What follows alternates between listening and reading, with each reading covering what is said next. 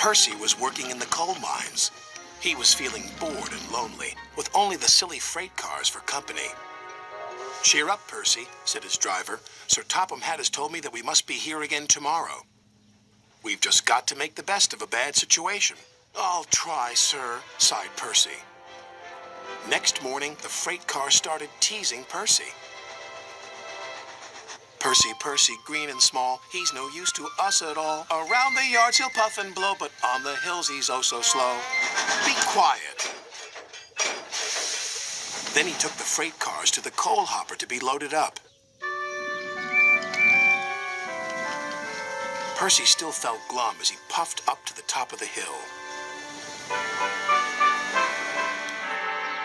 He parked his freight cars and then set off back down to the mines.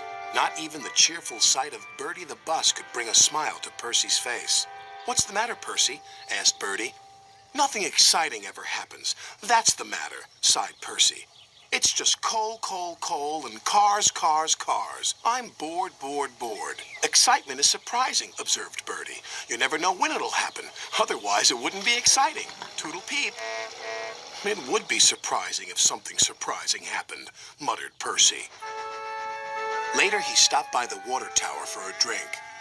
"Hello, Percy. How are things?" asked Toby. "Boring." "Well, why not have a few fast spins on the turntable? You'll like that," said Toby. "I think it'd just make me giddy." Percy's driver interrupted. "Stop gossiping, you two.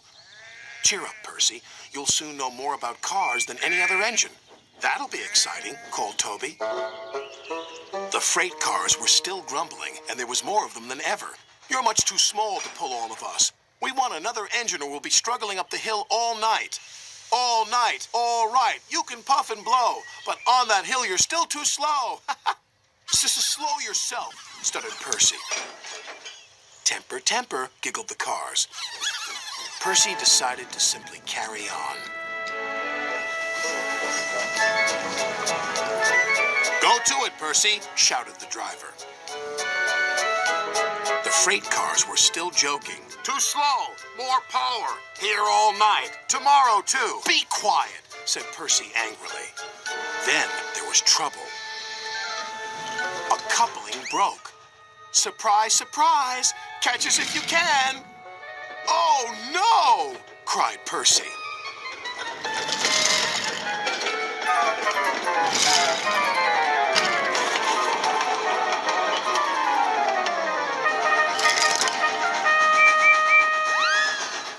Percy's driver told the signalman, and the yard foreman told Sir Topham Hatt what was happening. "They're heading for the big hill. It'll slow them down, but they may roll back again, right into the village. Then we'll just have to stop them, won't we?" The chase was on.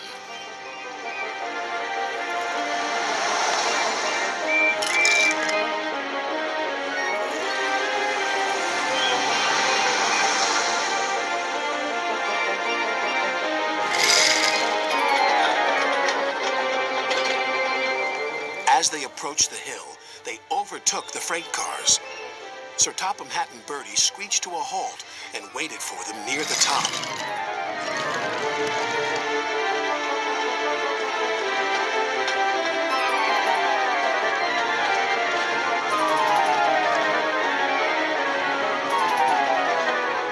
The hill slowed the freight cars right down to a standstill.